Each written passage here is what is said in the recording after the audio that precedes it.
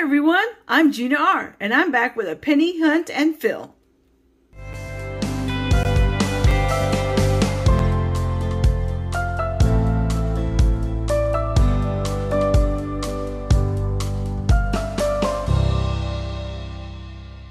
Well, I was able to get another box of pennies, and so let's go ahead and get it cracked open and let's get the hunt started.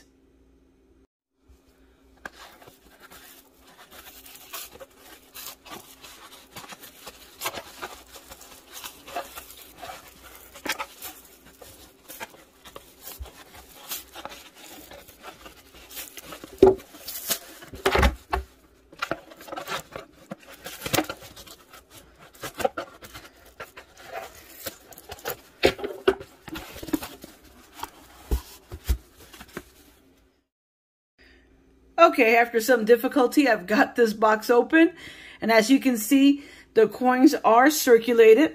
I will be working on the last of 4 folders here, and I need 22 pennies to finish this one. It's a 1909 to 1940, and as you can see, a lot of them are key dates or semi-key dates. So some of them will be difficult to find, but I'm going to keep hunting until I do find them. I've been asked before, where have I gotten these? I got these folders at Hobby Lobby. You can find them. They're about $6, about less than $7 with taxes. But that might vary from store to store. So let me get to hunting, and let's see if I can find anything for my folder.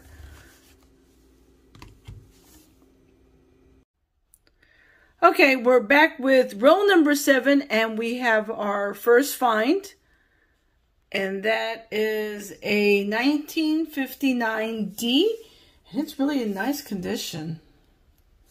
Oops. So that is pretty neat. So I'm going to put that up here as one of our first finds. Also, on row 6, I came across this one, and it looks kind of weird if you look up in top here. So I'm not sure what is going on. After my hunt, I'll put it under the scope and take a better look at this one. But this is a pretty neat 1973. So let me continue with the hunt, and I will be back. Okay, I'm back with row 8, and we have our first big find. We have a 1942 wheat cent. That is cool. So we finally have our first wheat cent of the box. So let me continue hunting. Okay, I'm back with row number 24. And I barely have found my second wheat cent. So I'm not doing too good with wheat cents in this box. Let me zoom in. And let's see what year we have here. A 1948. Okay, well, let me continue hunting. Okay, I'm back with a 1992D. And one of the errors to look for on this is a close AM, where the A and the M in America are touching. And when I flipped it over to look, it appears that it is a close AM. Now, I wasn't too sure, so I tried to find another one in the discard pile, and I did find another 1992D. And if we look at the AM here, it is a lot wider than the one on top. So it is very possible that I did find that variety, that closed AM variety. So this is a pretty cool find if it is a variety. Let me know in the bottom if you think it is. Let me continue with the hunt. Okay, I'm on row number 32, and I see something that is a foreign coin. I can see the beads going around the edge, so that pretty much might be a Canadian. Let's see here. Yes, it is. It is a Canadian. Elizabeth II. And it is a 1991 Canadian cent. So we have one foreign find in this box. Let me continue hunting. Okay, I'm back with row number 32, and we have our third wheat cent. And it is a 1951 Denver. All right, let me continue with the hunt.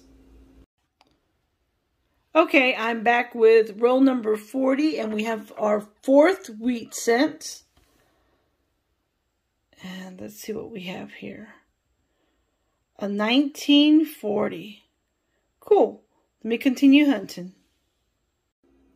Okay, I'm back with roll number 42, and we have our fifth wheat cent. And it is, oh wow, a 1910. That is awesome.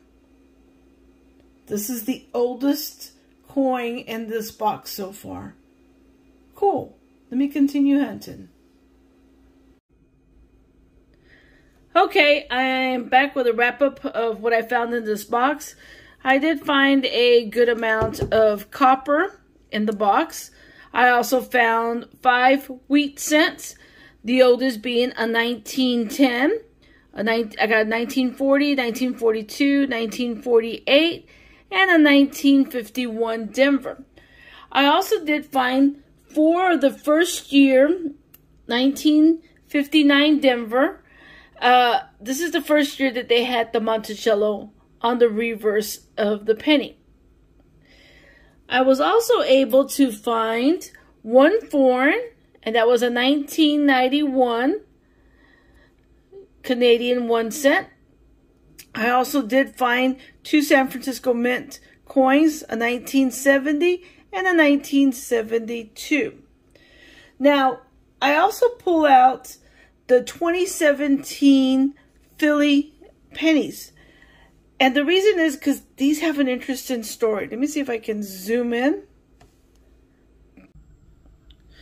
Now, the story behind the 2017 Philadelphia penny is that the Philadelphia Mint, in order to celebrate their 225th anniversary, minted 4.3 billion pennies, and they secretly released them into circulation.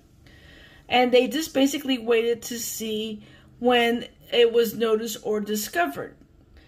On February of 2017, someone in a gas station in North Carolina noticed the Philadelphia Mint mark and started doing some research to find out more about it. So I thought this was pretty interesting.